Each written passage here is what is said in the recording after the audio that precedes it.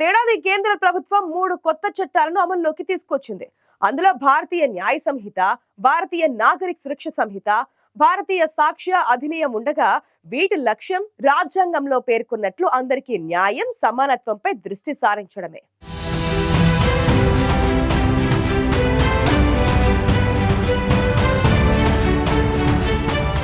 బాధితులకు త్వరగా స్వాంతన కలిగించడంతో పాటు నిందితులకు శిక్షలు పడేలా చేయాలన్నదే కొత్త చట్టాల ఉద్దేశం. కేంద్ర ప్రభుత్వం అమల్లోకి తెచ్చిన కొత్త చట్టాలను మొదట కేంద్ర పాలిత ప్రాంతమైన చండీగఢ్ లో ప్రయోగాత్మకంగా ప్రారంభించారు.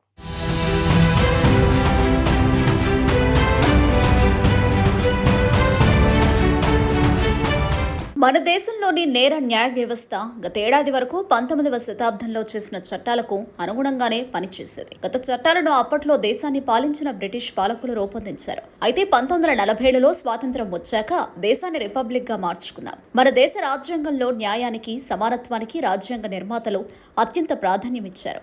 అయితే మన దేశంలోని నేర న్యాయ చట్టాలు మాత్రం స్వాతంత్ర్యం వచ్చిన 77 ఏళ్ల వరకు కూడా మారలేదు. అప్పటి బ్రిటిష్ చట్టాల ఆధారంగానే నేర న్యాయ వ్యవస్థ గతేడాది వరకు కొనసాగింది. వీటికి ముగింపు పలుకుతూ గతేడాది కేంద్ర ప్రభుత్వం 3 కొత్త చట్టాలను అమల్లోకి తీసుకొచ్చింది. పాత చట్టాల స్థానంలో అమల్లోకి వచ్చిన భారతీయ న్యాయ సంహిత, భారతీయ నాగరిక్ సురక్ష సంహిత, భారతీయ సాక్ష్య అధినియంల లక్ష్యం రాజ్యాంగంలో పేర్కొన్నట్లు అందరికీ న్యాయం, సమానత్వంపై దృష్టి సారించడమే. దీంతో పాటు సత్వర న్యాయం అందించడం కూడా. బాధితులకు త్వరగా సాంత్వన కలిగించడంతో పాటు నిందితులకు శిక్షలు పడేలా చేయాలన్నదే కొత్తగా అమల్లోకి వచ్చిన చట్టాల ఉద్దేశం.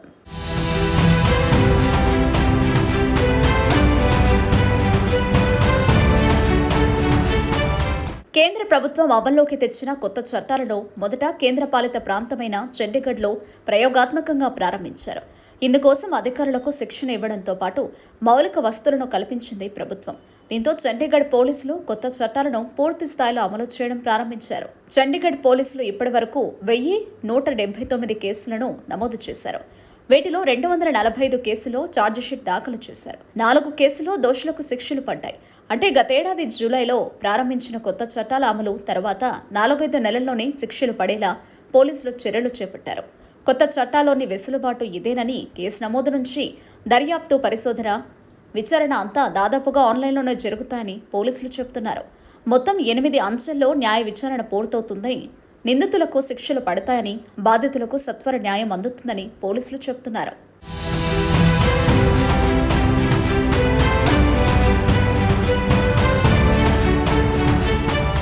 కొత్త న్యాయ నేర చట్టాలతో ఎన్నో ప్రయోజనాలున్నాయి. కొత్త చట్టాలు డిజిటల్ ప్రక్రియకు అత్యంత ప్రాధాన్యమిచ్చాయి. ఇందుకోసం ఎన్సీఆర్బీ, ఎన్ఐసీలు పలు యాప్లను అభివృద్ధి చేశాయి.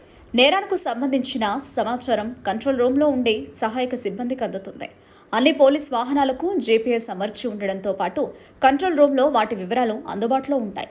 దీంతో అక్కడి సిబ్బంది వెంటనే సమీపంలో ఉన్న పోలీస్ వాహనానికి సమాచారం అందిస్తారు. దీనివల్ల 3 నుంచి 5 నిమిషాల్లో పోలీస్ వాహనం ఘటనా స్థలికి చేరుతుంది. తక్కువ సమయంలోనే పోలీసులతో పాటు ఫోరెన్సిక్ నిపుణులు ఘటనా స్థలికి చేరుకుంటారు. మరోవైపు బాధితులు తమకు అందుబాటులో ఉన్న పోలీస్ స్టేషన్కు వెళ్లి ఫిర్యాదు చేయవచ్చు. నేర ఘటన తమ పరిధిలో లేదని పోలీసులు తిరస్కరించడానికి వీల్లేదు. వెంటనే 0 ఎఫ్ఐఆర్ నమోదు చేసి ఎలక్ట్రానిక్ రూపంలో సంబంధిత స్టేషన్కు పంపాల్సి ఉంటుంది. ఫిర్యాదులో లైంగిక వేధింపులు, దాడుల ఆరోపణలుంటే బిఎన్ఎస్లోని 64 నుంచి 79 సెక్షన్ల కింద బాధితురాలిని మహిళా పోలీసు అధికారి విచారించాలి. ఆమె స్టేట్మెంట్ను వీడియో రికార్డు చేయాల్సి ఉంటుంది.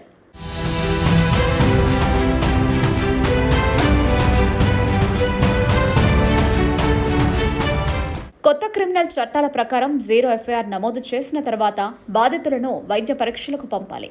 ఆ తర్వాత బిఎన్ఎస్లోని 183వ సెక్షన్ కింద మెజిస్ట్రేట్ సమక్షంలో స్టేట్మెంట్ను రికార్డు చేయాలి. ఒకవేళ కేసు నమోదైన రాష్ట్రంలోని భాషలో 0 ఎఫ్ఐఆర్ లేకపోతే ఈ భాషని ఉపయోగించి దానిని స్థానిక భాషలోకి అనువదించాలి. అలాగే ఇతర రాష్ట్రాల్లో ఆయా భాషల్లోకి దానిని అనువదించవచ్చు. ఈ భాషని అనేది దేశమంతటా అందుబాటులో ఉంటుంది. నిందితులు ఇతర రాష్ట్రాలకు పరారైనప్పుడు దర్యాప్తులో అక్కడి పోలీసులకు ఇది ఉపయోగపడుతుంది. తద్వారా పోలీసులకు సమయం ఆదా అవుతుంది. బిఎన్ఎస్లోని 173(3)(1) సెక్షన్ కింద బాధితులు ఇచ్చిన ఫిర్యాదు విచారణకు అర్హమైనది కాదని దర్యాప్తు అధికారి నమ్మితే ప్రాథమిక విచారణ జరపాలి. అది 14 రోజుల్లో పూర్తి కావాలి. అప్పుడు ఎఫ్ఐఆర్ నమోదు చేయడం కానీ ఫిర్యాదును ముగించడం కానీ చేయాల్సి ఉంటుంది.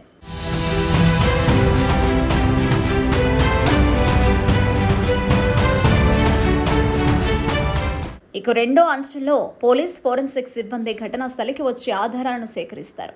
ఇందులో భాగంగా 2024 జూలై 1 నుంచి అమల్లోకి వచ్చిన కొత్త చట్టాల ప్రకారం వారి విచారణ మొత్తాన్ని ఆడియో వీడియో రికార్డింగ్ చేస్తారు. ఘటనా స్థలంలోని వస్తువులను స్వాధీనం చేసుకుంటారు.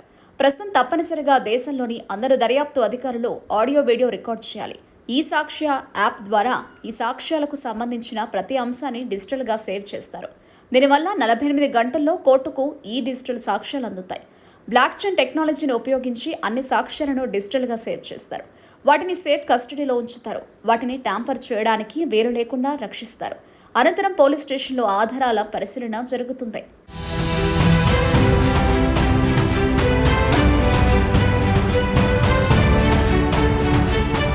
కొత్త చట్టాల ఉద్దేశం నిందితుడిని శిక్షించాలనే కాదు, నేర నిర్ధారణతో పాటు బాధితులకు సత్వర న్యాయం అందించడమే. బిఎన్ఎస్ఎస్లోని 193వ సెక్షన్ ప్రకారం లైంగిక వేధింపులు పోక్సో కేసులో దర్యాప్తును 60 రోజుల్లో పూర్తి చేయాల్సి ఉంటుంది. అరెస్టు చేసిన నిందితుడి హక్కులను కాపాడాల్సి ఉంటుంది. బిఎన్ఎస్ఎస్లోని 193(3)(11) ప్రకారం ఫిర్యాదుదారు బాధితులకు దర్యాప్తు సమాచారం ఎప్పటికప్పుడు అందించాల్సి ఉంటుంది. న్యాయం జరుగుతుందని భరోసా ఇవ్వాలి. కొత్త చట్టంలో బాధితుల పరిహార పథకం ఉంది. దీని ద్వారా రాష్ట్రాలు కేంద్రంతో సమన్వయం చేసుకుని బాధితులకు పరిహారం ఇప్పించడంతో పాటు వారికి పునరావాసం కల్పించాల్సి ఉంటుంది. అత్యాచార కేసుల్లో బిఎన్ఎస్ఎస్లోని సెక్షన్ 184(6) కింద వైద్యులు పరీక్షల నివేదికలను 7 రోజుల్లో పూర్తి దర్యాప్తు అధికారికి పంపాల్సి ఉంటుంది. బిఎన్ఎస్ఎస్లోని 346 సెక్షన్ కింద ఛార్జిషీట్ దాఖలు చేసి తర్వాత 60 రోజుల్లో విచారణను పూర్తి చేయాల్సి ఉంటుంది. నేర న్యాయ వ్యవస్థలో చివరి అంకం కోర్టు. కొత్త చట్టాల్లో కోర్టు విచారణలను వేగవంతం చేయడంతో పాటు సత్వర న్యాయం అందించే నిబంధనలు ఉన్నాయి.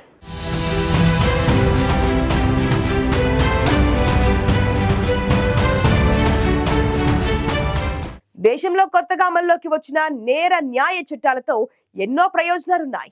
ఈ చట్టాలతో త్వరితగతిన కేసుల విచారణను పూర్తి చేయడంతో బాధితులకు త్వరగా న్యాయం చేయడం సులువవుతోంది.